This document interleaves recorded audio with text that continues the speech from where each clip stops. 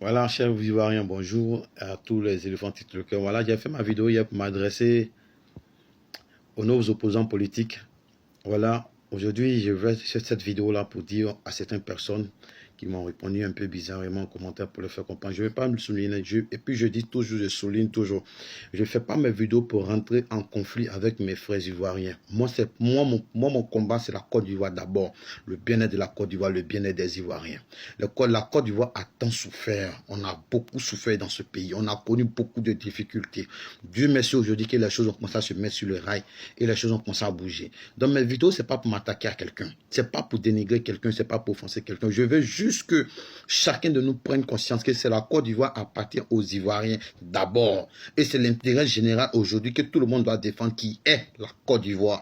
Donc c'est nous notre combat qui est là. Il faut que cette nouvelle Côte d'Ivoire qui s'est mise en marche, dont le travail a connu son développement, perdure.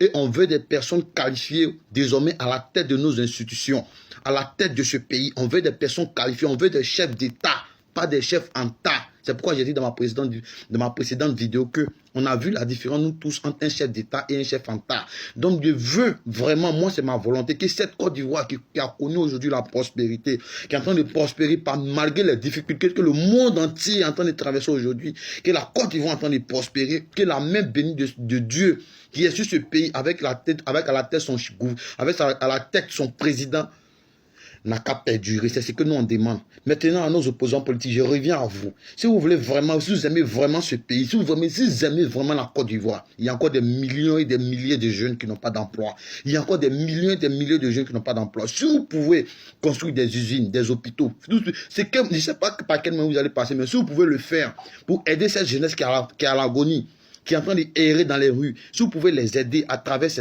leur donner des emplois, moi ça me va. C'est juste, c'est ce que moi je vous demande. N'allez pas faire des meetings où vous allez inciter la jeunesse encore à sortir dans la rue, à se faire gazer, à se faire canarder, à se faire marteler. Et après, venez vous asseoir, parler de d'autres choses. Aujourd'hui, on a oublié les 3000 morts de 2011. Et les familles qui étaient en deuil. Qu'est-ce qu'on va les dire? Donc, généralement, 2025, c'est pas loin. Mais ayez au moins la main, si vous aimez vraiment la Côte d'Ivoire, si vous aimez vraiment la Côte d'Ivoire, trouvez de l'emploi pour le reste de cette jeunesse qui est en train d'errer dans la rue, donnez-les des formations, à faciliter les intégrations au sein de la société pour ceux qui ne savent pas les ni écrire, aidez-les à prospérer, parce que c'est ensemble les idées de demain. Aujourd'hui, on doit les former. Les cas de demain, aujourd'hui, on doit les former. Ce n'est pas important la division. Vous avez apporté tout votre temps. Et puis, j'ai précisé dans mes temps pour dire, ne pensez pas que ce que vous avez fait après la mort du feu, vous allez faire après le départ de Ouattara. Ne pensez même pas ça même une seconde. Parce qu'après le départ de Ouattara, nous allons trouver quelqu'un de compétent